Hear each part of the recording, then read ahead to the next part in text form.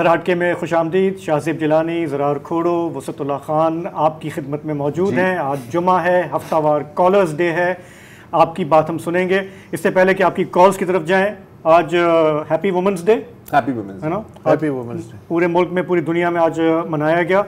मैं अक्सर ये सोचता हूँ हमारे कॉलर्स डे पे कि अभी हालिया हम गए कराची लिटरेचर फेस्टिवल, मेरा इस्लामाबाद जाना हुआ, जहाँ भी हम जाते हैं, आपको तो ज़्यादा लोग, आप सेलिब्रिटी हैं, लेकिन ख़वातीन जो है हमारी जो है वो, मैं हैरान हो गया कि वो कितना हमारा शो देखती हैं।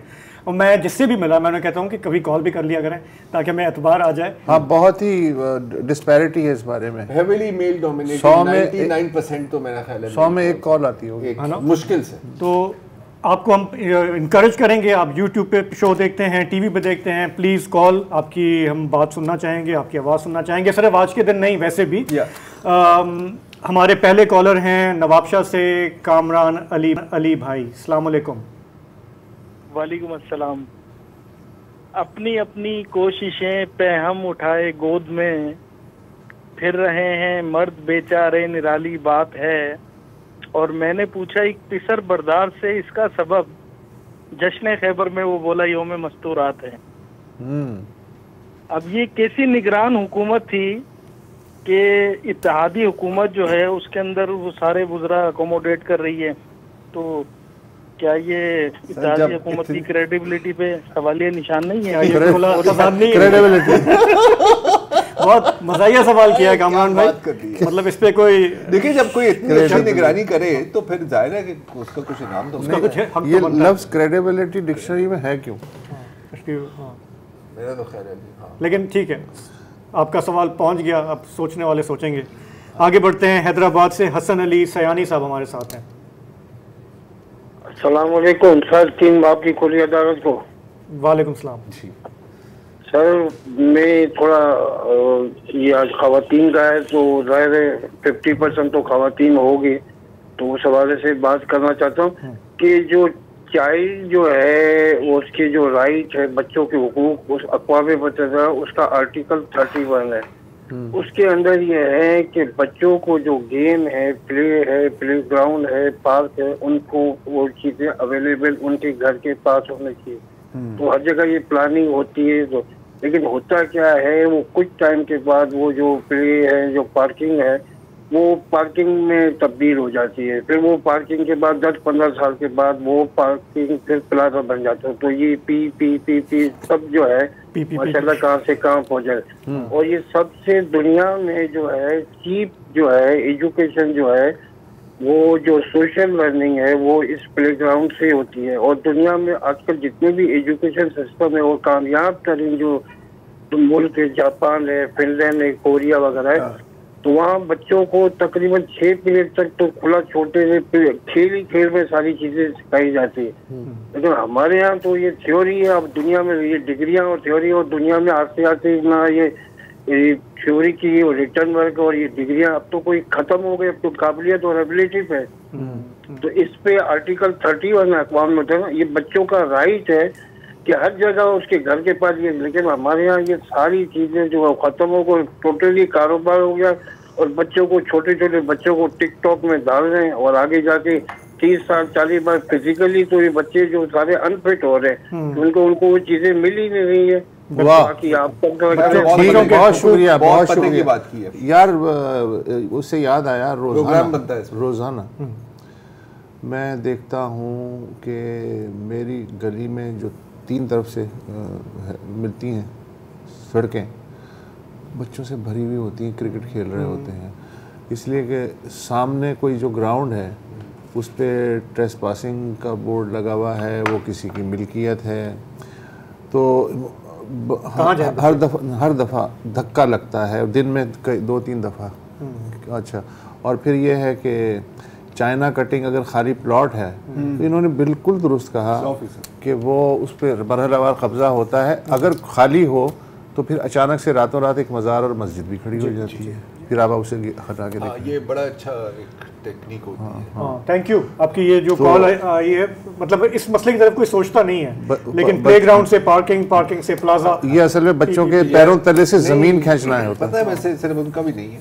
एक बहुत जो बड़ी एक कराची की मशहूर मदरसा / मस्जिद है, तो एक दफ़ा हमने उसकी भी मैपिंग की थी, तो उसका भी काफ़ी रकबा एक असल में अलॉट किया गया था एक प्लेग्राउंड। कोई एक की मतलब नहीं मतलब पूरे भरा हुआ है छोटे, तो मतलब इतना हमारे पास वक्त नहीं है कि हम पूरी लिस्ट यहाँ पे गिनाएं। कराची से राहिल अशर साहब हमारे साथ हैं। अस्सलाम वालेकुम। अस्सलाम वालेकुम जी। सर आज औरतों का आलमी दिन है, उसके हवाले से एक बात करूंगा कि ये जो अभी है, खासकर मैं कराची तहसील पेश करूंगा वो ASP साहिबा को, जिन्होंने औरत होके ये सारा हाथ औरत होके लिया, औरत थी मतलब ASP है, उन्होंने बड़ा अच्छा काम किया। लेकिन सामने सारे मर्द खड़े हुए थे, बोल्ड स्टेप लिए और बड़े अच्छी खुशी हुई थी कि हमारी औरतें हैं और औरतों को आगे आना चाहिए, एम्पावर करना चाहिए हमें। अपनी औरतों को अगर वो फील्ड में आगे बढ़ती हैं तो उनको बढ़ने के पूरे मौके मिलने चाहिए। एक बात उसी हवाले से करूंगा, देखिए हमारे मुल्क में लैक ऑफ एजुकेशन है। उन्होंने मोहतरमा ने जो शर्ट पे पहना हुआ था वो समझे पता नहीं कुरान का आस्था कोई कुरान की आयतें लिखी हुई क्या है। इसके हवाले से एक बात करूंगा कि सेनेट में एक बिल पास आया था प्राइवेट मेंबर्स पे, वो ये था कि जी जो गुस्ताखे नबी की सजा है वो सजा उसको भी होनी चाहिए जो झूठी इतलाक दे या इस किस्म की कुछ कार्रवाई करे। और बड़े अफसोस की बात है कि उसको सबसे ज्यादा उस बिल की जो अपोजिशन की थी वो हमारी मजहबी जमातों ने की थी, जिसमें मौलाना फजल रहमान साहब की जमात सेनेट में पेश थी। वो फिर बिल कहाँ गया, किधर गया, ना कौमी असेंबली में आया, ना सेनेट से पास हुआ, ना कुछ हुआ।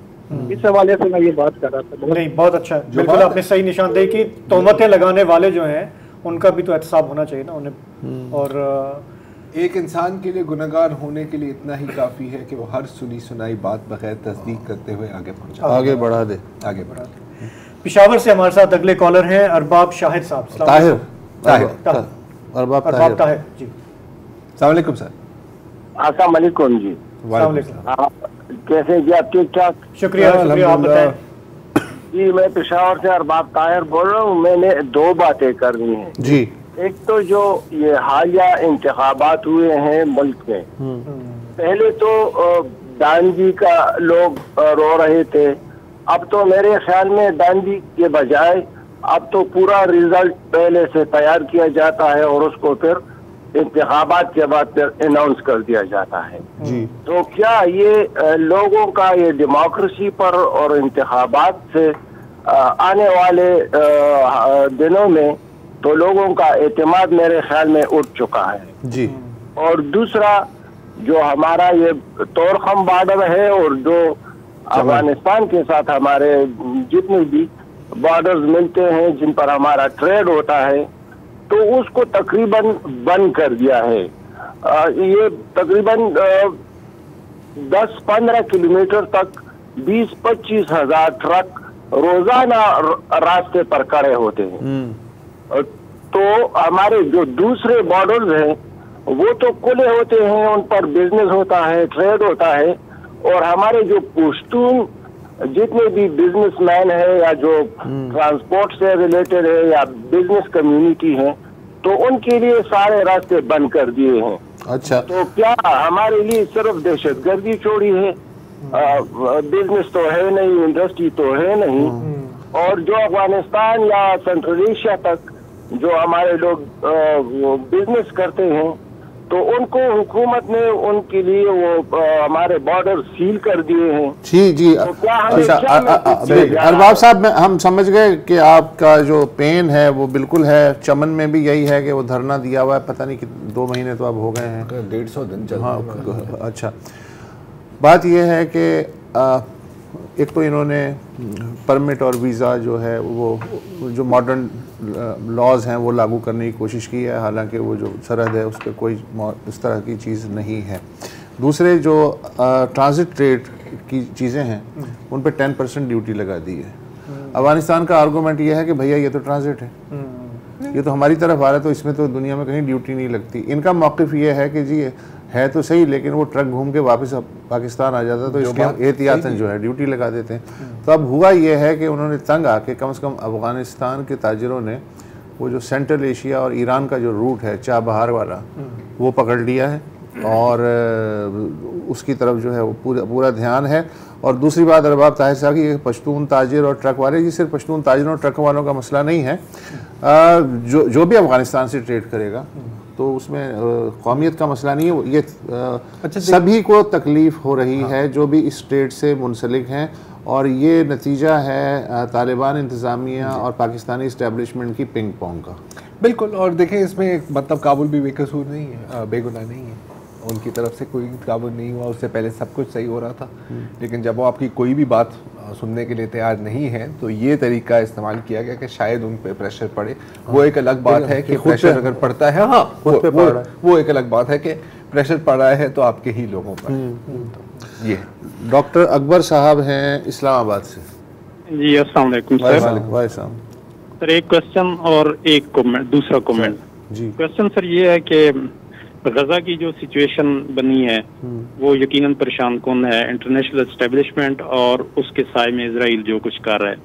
लेकिन एक चीज की समझ, एक पॉइंट की मुझे समझ नहीं आई कि हमास ने जो 7 अक्टूबर को स्टेप उठाया जी, तो उस स्टेप उठाने से पहले कुछ तो उन्होंने सोचा होगा, या उनकी कैलकुलेशन इतनी नहीं थी कि इतना कुछ हो जाएगा, या अगर उन्होंने कैलकुलेशन की तो मतलब अपने लोगों को तो वो कुछ नहीं बचा रहे हैं। तो क्या इस पर थोड़ा सा मतलब आप डिस्कशन कर सकते हैं कि क्या उनके पास यही ऑप्शन था और इसके अलावा और कोई ऑप्शन? जी, मैं अर्ज करता हूँ इसके बारे में थोड़ा सा। हालांकि हमारी जो ज़रार खोड़ो साहब हैं ये पिछले 6 महीने से सिर्फ गज़ा का महाज संभालने में है। मैं पहले एक चीज़ पेश कर दूँ कि बात ये है डॉक्टर अकबर साहब जी सर जी, कि इसराइल जो है वो एक काबिज़ ताकत है मगरबी किनारे पे और गज़ा के हवाले से। अच्छा, काबिज़ ताकत जब ये कहती है कि हम सेल्फ़ डिफेंस का राइट इस्तेमाल करते हैं तो ये बात कुछ समझ में नहीं आती।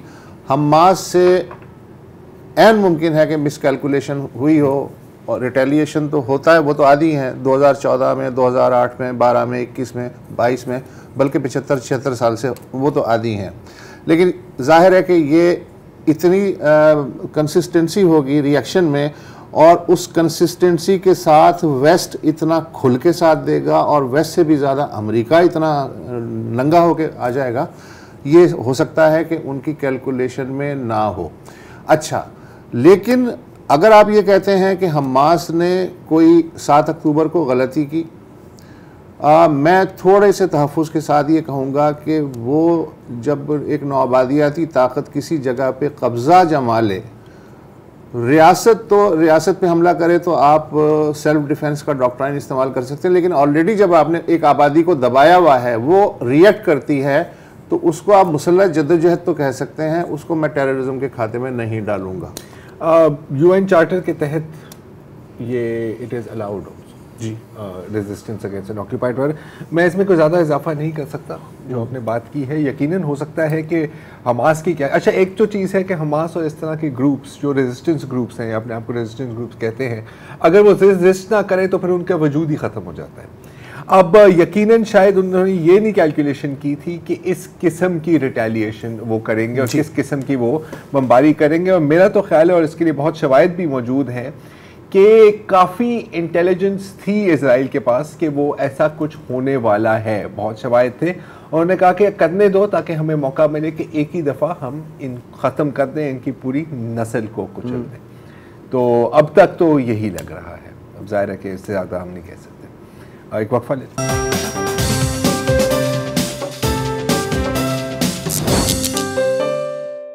Welcome back. हमें अगले कॉलर है जहीर अजहर साहब बहरीन से, ये गल्फ वाले बहरीन, स्वात वाला नहीं। अस्सलाम वालेकुम जहीर साहब। वालेकुम सलाम सर, कैसे हैं? कुछ कहने दिल जी पे करदा है। आराम नाल कहना ते इतियात नाल कहना, तुसी बहरीन चो कुछ कहिए पागल कहंदे ने, चुप रहिए सीना सड़दा है। सिंध के अमूर के माहिर जनाब जिलानी साहब, और तारीखी अमूर के माहिर खान साहब, और गजा और इंटरनेशनल अफेयर के माहिर जनाब खोड़ो साहब, अस्सलाम वालेकुम। वालेकुम अस्सलाम।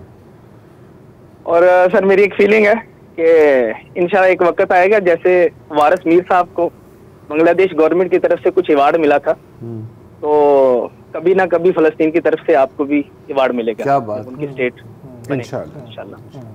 तो दूसरा ये कि मतलब मरियम नवाज साहबा वज़ीर आला तो बन गई हैं, चलो जैसे ही बन गई हैं, हमने तो यहाँ फौजी डिक्टेटर भी मतलब बर्दाश्त कर लिए। अब वो कहती हैं कि मैं सबकी वज़ीर आला हूँ। तो इन्वायरमेंट ग्लोबल वार्मिंग पे बड़ी बात होती है, तो एक गुजारिश है कि खुदा के वास्ते जो लाहौर का सबसे बड़ा गंदा नाला बन चुका है रावी, उसकी कुछ टेक केयर करें। सबसे ज्यादा गंद लाहौर में उस जगह पाया जाता है यार। इसके कहा जाता है कि 2700 इंडस्ट्रीज हैं जिनका फुजला उसमें आता है। ठीक है, बिल्कुल। और इसके साथ साथ मेरा ख्याल है कि स्मॉग पर भी अगर कोई काम हो जाए। जी जी जी जी बिल्कुल। एक छोटा सा अफसाना अगर टाइम दे तो, छोटा सा बिल्कुल। बिस्मिल्लाह। पंजाब का एक टिपिकल घराना होता है, उसमें एक टिपिकल अब्बा होता है। अब्बा जी सरकारी मुलाजिम होते हैं, उन्होंने सारी उम्र खुद एंजॉय किया होता है, अफेयर भी रहे होते हैं और बस रात को भी लेट आना, तरह के मामलात होते हैं। तो अब्बा को 55-58 साल में होश आती है कि यार मैं मरना भी है तो मैं रिटायर भी होना। अब्बा जी न्यूट्रल हो जाते हैं। इस दौरान उनकी जो औलाद है वो देख रही होती है सारा, तो दिल ही दिल में सोच रहे होते हैं कि अब जब हमारा टाइम आने वाला तो अब्बा जी न्यूट्रल हो गए। खैर वो कान लपेट के अब्बा जी की सुनते रहते हैं, बल्कि जब अब्बा जी नमाज पढ़ के आते हैं ना, तो वो पहले फिल्में देख रहे होते हैं, उसके बाद चैनल चेंज करके जियो और एयरवाई लगा लेते हैं। और अब्बा जी आते हैं, उनको कहते हैं अब्बा जी देखो ए जरदारी तो नवाज शरीफ पाकिस्तान लुट के खा गए। तो उसके बाद अब्बा जी रिटायर होते हैं, किले पे चले जाते हैं। तो एक दिन ऐसा होता है चौराहे पे जिनसे अफेयर रहे होते हैं, उनका जो बेटा उनको चौराहे में गालियां निकालता है। उसके बाद उनकी औलाद आती है, उनकी जगह संभालती है, तो उनकी औलाद भी वही कुछ करती है जो अब्बा जी कर रहे होते हैं। ठीक है, जबरदस्त। ठीक है, हाँ ठीक है, बहुत शुक्रिया। ठीक है ज़हीर साहब, सलामत रहें। बहरीन में डॉक्टर अहमद अली मेमन साहब हैं हैदराबाद से। जी अस्सलाम वालेकुम। आवाज़ आ रही है? वालेकुम अस्सलाम जनाब, क्या हाल है? ठीक ठाक। साहब असदुल्ला साहब और शाफिर साहब खुश हैं? ठीक ठाक। जी जी जी भाई मैं अक्सर बेशतर आपके प्रोग्राम में तो शामिल होता रहता हूँ। आज मैं एक जो इशू है वो तो बर्निंग इशू है, वो तो कल से तो और भी ज्यादा बर्निंग इशू हो गया है। ये जो पासपोर्ट है असल में भाई ऑर्डिनरी वे में हमें तो जो है ये टेंशन था कि भाई 6 महीने पड़े हैं भैया, 6 महीने से पहले उसको रिन्यू करा देते हैं। भाई चले गए, फॉर्म भरा, सब कुछ जो कुछ भी है, जो फीस उन्होंने बोली वो भी जमा करे। 12/2 को उन्होंने डेट दी कि भाई 12/2 को आपको मिल जाएगा। ठीक है। हम 12 के बजाय 20 को चले गए। चलो ठीक है, वहाँ गए तो वो हमको ऐसे देखने लगे जैसे हमने भी पहले तो सर के हाथ लगाया कि यार कहीं ऐसा तो नहीं कि सींग निकला है। बोले भाई आप आ गए। मैंने कहा भाई आपने 12/2 लिखा हुआ है, मैं तो 20/2 को आया हूँ। तो कहना है जी आपको हमने मैसेज तो नहीं भेजा। मैंने कहा मैसेज तो बिल्कुल आपका नहीं आया, मगर मैं आ गया भाई हमने जो 11वें महीने में जिन लोगों ने रिन्यूअल के लिए दिए थे, हमने तो अभी उनके ही नहीं आए। आप तो पहले महीने में आए 2024 के पहले, तो आपको तो अभी क्या, हाउ इट्स पॉसिबल। तो मैंने कहा भाई फिर क्या बोला, जो हाँ मैंने कहा ये इन लोगों को जो आप दे रहे, बोला ये इन लोगों ने अर्जेंट। मैंने कहा भाई आप लिख देते कि भाई अर्जेंट पैसे जमा करो, तो बस हमें क्या, जहाँ इतने दे रहे हैं आप अंदाजा लगाएं। और हम अभी आसमान से गिरे हुए हैं, खजूर मटके हुए, न कहीं जा रहे हैं, और कोई ये तरीका है यार। लोग तो लोगों के साथ फ्रॉड करते हैं, यहाँ तो गवर्नमेंट कर रही है लोगों के साथ। भाई बंद कर दें आप बाबा, आप लिख दें कि जनाब ऑर्डर ही नहीं है, जिसको भी कराना है वो अर्जेंट कराए, या उससे भी ज्यादा वो जो दूसरा एक वो निकाला है उन्होंने कि भाई फास्ट ट्रैक। भाई पैसे तो हर कोई दे देगा ना, मगर यार लेकिन ख्वार तो ना करो ना लोगों को, ख्वार ना करो लोगों को, बिल्कुल सही। और डॉक्टर साहब बड़ी मेहरबानी, क्योंकि मुझे खुद अपना पासपोर्ट रिन्यू करना था, मेरे पास भी अभी 6-7 महीने बाकी हैं। मेरा ख्याल है अभी से कर दो, अर्जेंट ही करा देता। हाँ। और अब अच्छा, और ये साल में कम से कम 1 या 2 दफा होता है वो प्लास्टिक खत्म हो, लैमिनेशन। इस दफा भी यही सुनने में आ रहा है। हाँ, वो हमेशा यही सुनने में आता है मतलब। लेकिन आपकी फ्रस्ट्रेशन जो है वो बिल्कुल जाहिर है, आई एम श्योर बहुत सारे लोग इसे रिलेट करेंगे। इसका एविडेंस भी है, तो इसको हल होना चाहिए। एक ब्रेक लेंगे, वापस आते हैं तो आपकी फिर कॉल्स मजीद लेते हैं।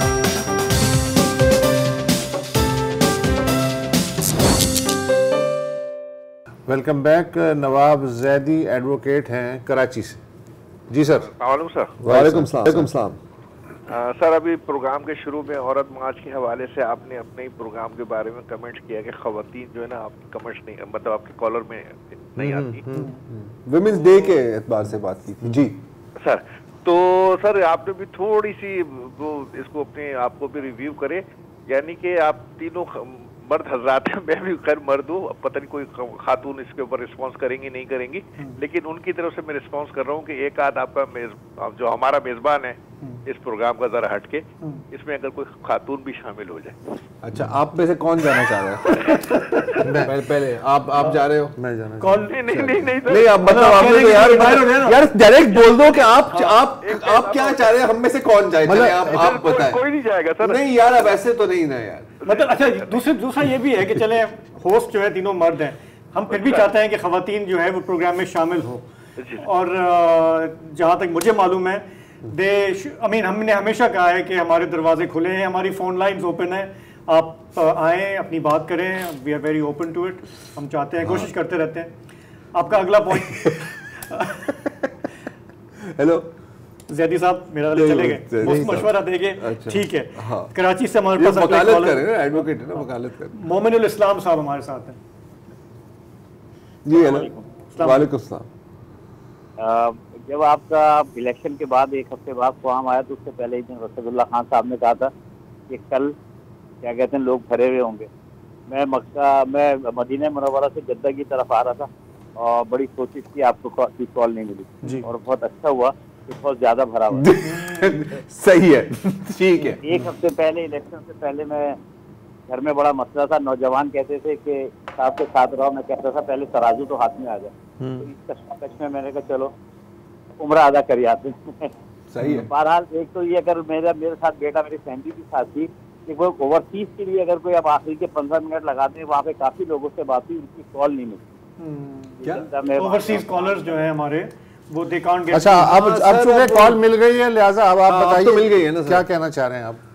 अच्छा, दूसरी बात मैं आपसे ये कहना चाह रहा था कि आप ये जो इलेक्शन हुआ है, आपने वसतुल्लाह खान साहब ने हमें 71 वाली बात का पूरा बताया था, तो हम ये बताएं कि ये आज़ाद वाली बात मुझे पहली दफ़ा पता चली, उस ज़माने में थोड़ा बहुत छोटा ही था, तो ये इसके ऊपर कानूनी किस तरीके से उन्होंने आइन में तरमीम की थी कि उन्होंने एक पार्टी के जीते हुए लोगों को जो है वो आज़ाद डिक्लेयर कर दिया, तो ये थोड़ी सी अगर आप हो सके तो नॉलेज में इजाफा। वो मैंने अभी बीच में तो शायद 2-3 दिन पहले एक क्लिप भी चलाया था उस ज़माने का, और हमने कहा था कि वो याहिया खान जो हैं उन्होंने जब उसको कलअदम करार दे दिया अवामी लीग को, तो अक्सर उनके जो इलेक्टेड रिप्रेजेंटेटिव थे वो भाग गए, कैलकटा वगैरह की तरफ भाग गए, तो उन्होंने 161 में से जो 79 सीट्स थी वो खाली करार दे दी, और एक ख़ास डेट रखी कि उस वक्त तक जो है वो लोग आ जाएं, वरना इन 79 सीट्स पे ज़िमनी इलेक्शन होंगे।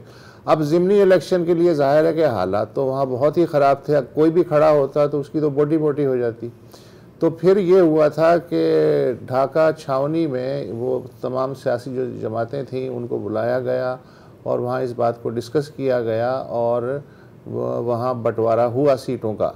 लेकिन फिर उसको गज़ेटेड नोटिफिकेशन उसका इसलिए रोक लिया गया कि उसमें बड़े आइनी वो थे, सुकम थे कि ये कैसे हो सकता है, और उसके बाद पेचीदगियाँ, अच्छा, और ना सिर्फ आइनी सुकम हो सकता है दूर हो जाते, लेकिन सूरत हाल इतनी तेज़ी से बिगड़ी कि फिर आपको पता है दिसंबर तक क्या हालात हो गए थे, तो इसलिए ये काम हो गया था, लेकिन इसको गज़ेटियाया नहीं गया।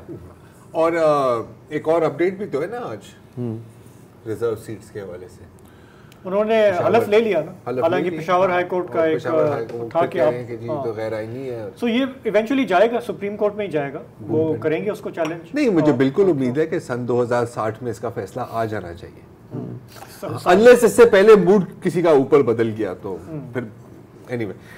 मियां कामरान शाहिद साहब जी, कहाँ से? हेलो, नासिर हुसैन साहब, इस्लामाबाद से। नासिर हुसैन साहब। नासिर हुसैन, अस्सलाम वालेकुम सर। अस्सलाम वालेकुम। वालेकुम अस्सलाम। मोहतरम, आपका प्रोग्राम देखते हैं, बहुत अच्छा लगता है। शुक्रिया सर।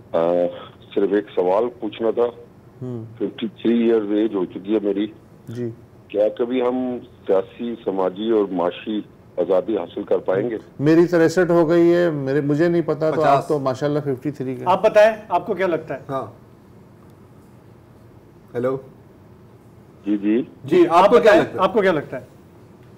मुझे तो कोई उम्मीद नजर नहीं आ रही। तो बस ठीक है, जबरदस्त। हम भी कोई खासा उम्मीद अफजा इस वक्त कमेंट नहीं कर सकते।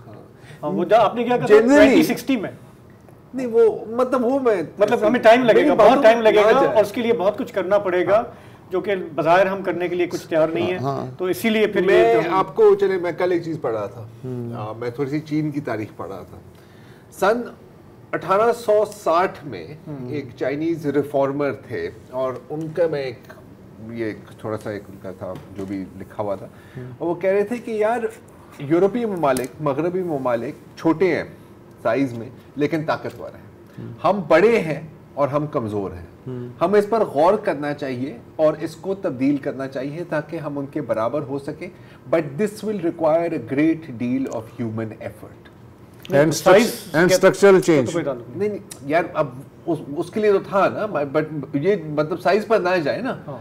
Human effort, structural change. अच्छा, वो है 1860 की बात। इस आज क्या है 2024, कितने साल गुजर गए? 160, अगर मेरा हिसाब सही है, जो अक्सर नहीं होता। उस वक्त से उन लोगों ने शुरू किया कि हम अपना दे वर्क, फिर बीच में वर्ल्ड वॉर 2 आई। तो यार ओवरनाइट हो नहीं सकता, लेकिन पहले आप एक सही सिम तो पकड़े ना यार। इतना पीछे जाने की बजाय अगर आप सिर्फ ये देख लें 1970s और 80s के बाद भी हम जो मिसाल देते हैं ये एशियन टाइगर्स की, कि वो आपसे पीछे थे जीडीपी में हर लिहाज से, और वो आपसे आगे निकल गए। तो इसका जवाब हमें यहाँ मिलता है कि जी लेकिन हमारे मखसूस हालात हैं, हम एक मखसूस खित्ते में रहते हैं, हमारी एक मखसूस डायनामिक्स है, हमारे मखसूस मफादात हैं। जैसे बर्मा थाईलैंड का हमसाया है ना, बर्मा पे कोई असर नहीं पड़ा। थाईलैंड देखें आप, कहाँ से कहाँ पहुंचे, इंडिया देखें। लेकिन वो 100 बात की एक बात, अपने अमाल दुरुस्त करने होंगे, इंडिविजुअली भी, इदारों के इसके बगैर यार अगर हो जाए तो बड़ा अच्छा। इसके बगैर काश अगर एक दिन हम जागें और बस सब सेट, सुबह उठें, सब कुछ सुबह सेट हो, जो है जबरदस्त हो जाए। मियां कामरान शाहिद साहब हमारे साथ हैं जी। अस्सलाम वालेकुम। वालेकुम अस्सलाम। मैं आप तीनों हजरात का बहुत मशकूर हूँ, और आपके हजारों लाखों व्यूअर्स में से एक व्यूअर हूँ जी। और जिस डिटेल के साथ आप तीनों अपने व्यूअर्स को सेटिस्फाइड करते हैं, मुख्तलिफ किस्म की डिबेट्स और करंट अफेयर्स के ऊपर आप बातचीत करते हैं और बड़ी डीपली डिस्कशन होती है, उसके लिए मैं इंतहाई मशकूर हूँ, क्योंकि बहुत कम प्रोग्राम ऐसे हैं जिसमें हमको ये एक प्योरिटी देखने को मिलती है जी। तो मैं आपके साथ थोड़ी सी सिर्फ ये बातचीत करना चाहूंगा कि जो आज 8 मार्च जो इंटरनेशनल लेवल पे वुमेन डे जो है वो मनाया जाता है, और आप हज़रात जिस तरह से तारीख का बहुत बारीक तीनी से आपके पास नॉलेज होता है और आप अपने व्यूवर्स के साथ वो शेयर करते हैं।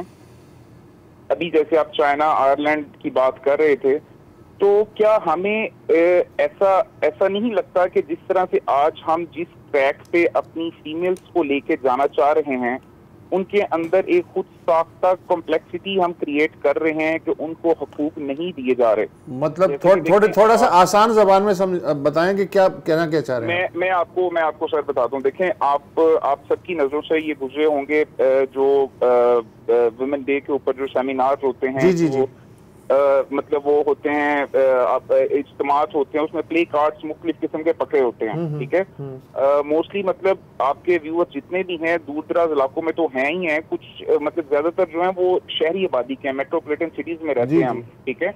और हम अपनी मार्केट्स में देखते हैं, वो लोकल ट्रांसपोर्ट हो या उसके अलावा होटल्स हो, हम देखते हैं वुमेन जो है वो बड़ी फ्रीली जो है ना वो मूव करती हैं, वो लोकल ट्रांसपोर्टेशन भी यूज करती हैं, उसके अलावा होटल्स में भी आती जाती हैं, उसके अलावा अपने वर्क प्लेस जो है उसको भी ज्वाइन करती हैं, तो उनको एक बहुत अच्छा इन्वायरमेंट जो है वो प्रोवाइड किया जाता है। अच्छा। तो मैं पूछना ये चाह रहा हूँ, और अपने मतलब अपनी सोच के मुताबिक जो मेरी सोच से रिलेट करने वाले लोग हैं उनके बिहाफ पे ये सवाल आप तीनों मौजूदीन से मैं ये पूछना चाह रहा हूँ कि ये जो इस दिन पे एक खास किस्म के लोग निकल के वुमेन की जो क्रेडिबिलिटी है उसको डिस्ट्रॉयड करने की कोशिश करते हैं। ठीक है, ख्याल के कोई भी बात बात आपकी समझ में आ गई है। एक वक्फे के बाद मैं थोड़ी बात करना करते हैं ब्रेक के बाद।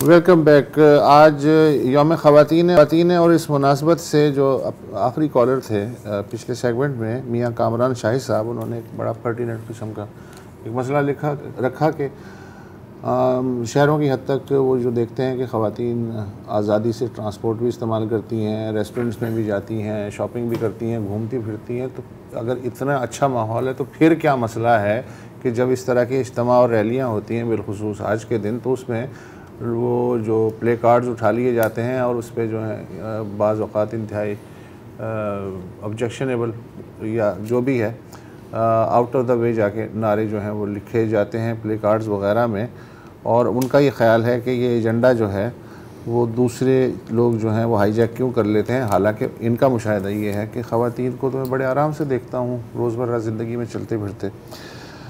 जी कामरान शाहिद साहब, मियाँ कामरान शाहिद है ना जी?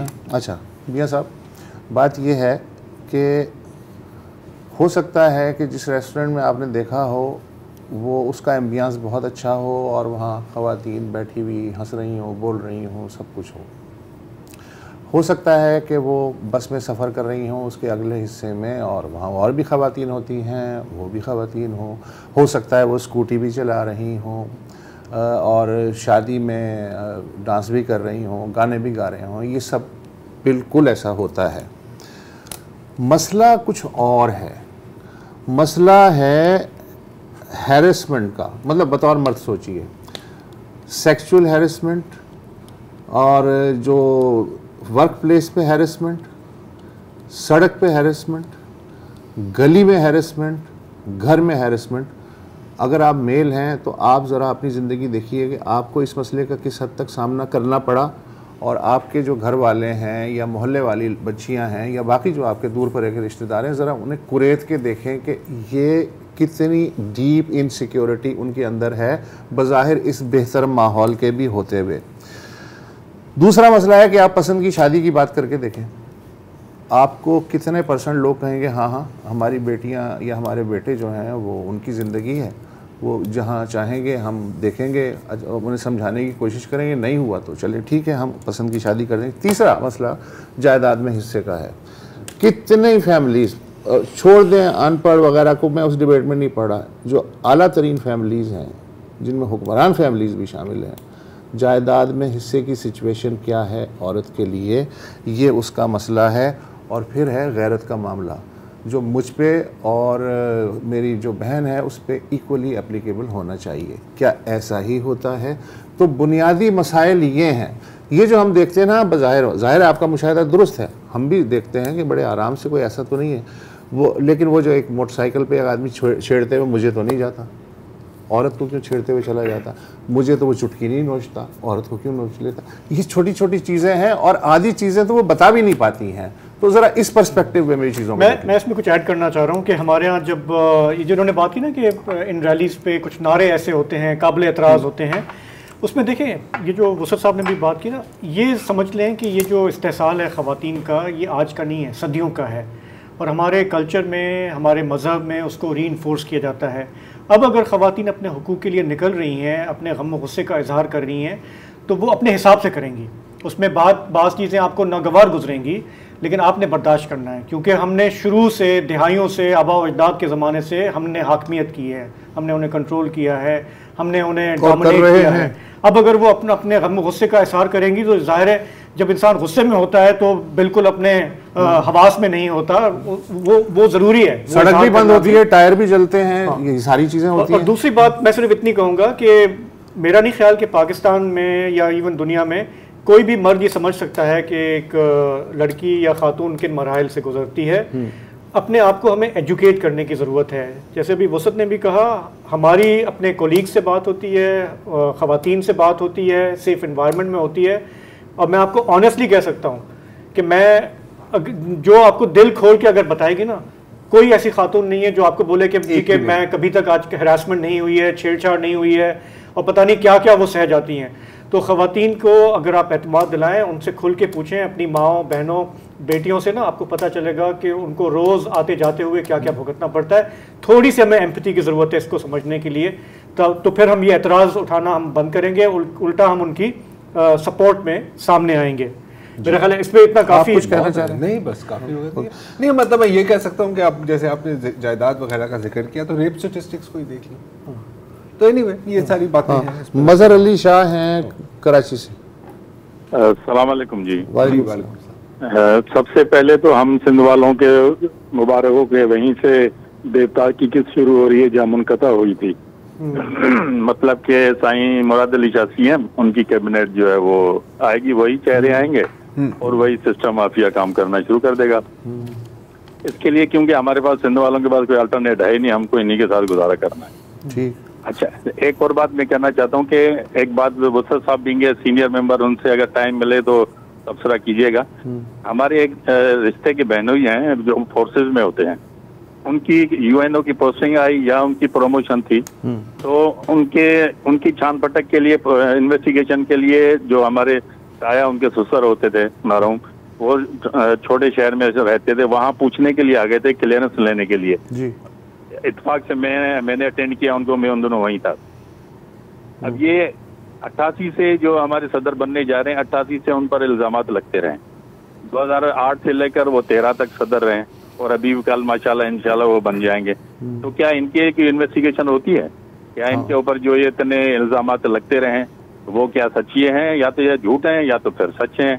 लेकिन क्लियरेंस किस तरह मिल जाती है जो वो फोर्सेस के सुप्रीम कमांडर बनने जा रहे हैं दोबारा? जी जी। या तो फिर इल्जामात झूठे हैं जी। तो जी। एक में थोड़ा वाकया बताना चाहूंगा अगर टाइम है।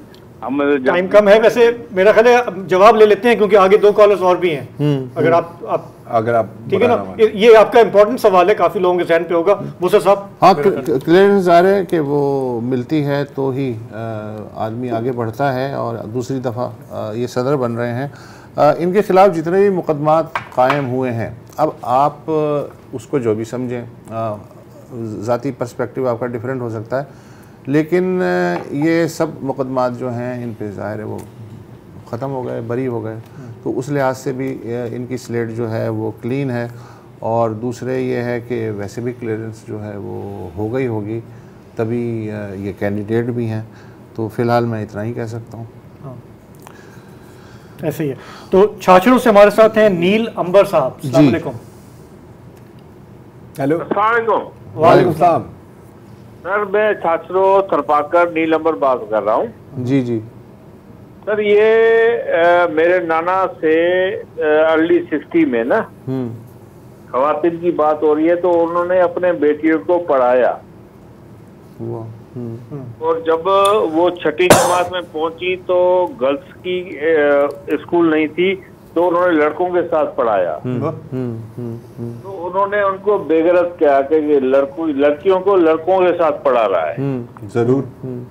तो मेरे नाना ने उनको पढ़ाया और वो डिप्टी डायरेक्टर और बहुत बड़ी पोजीशन में पहुंचे। ये आखिरी बात देखें, पॉजिटिव नोट। चले, शुक्र। नाना ने बच्चियों को पढ़ाया तो वो आगे बढ़ी, और अगर बच्चियों को तालीम को भी सलाम।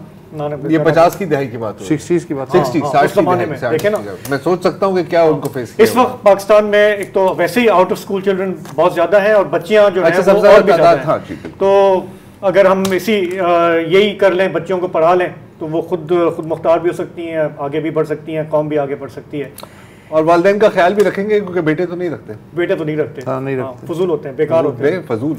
तो चलें इसी नोट पर प्रोग्राम को ख़त्म करते हैं। आपसे अब पीर के दिन मुलाकात होगी। खुदा हाफिज़, शब बख़ैर।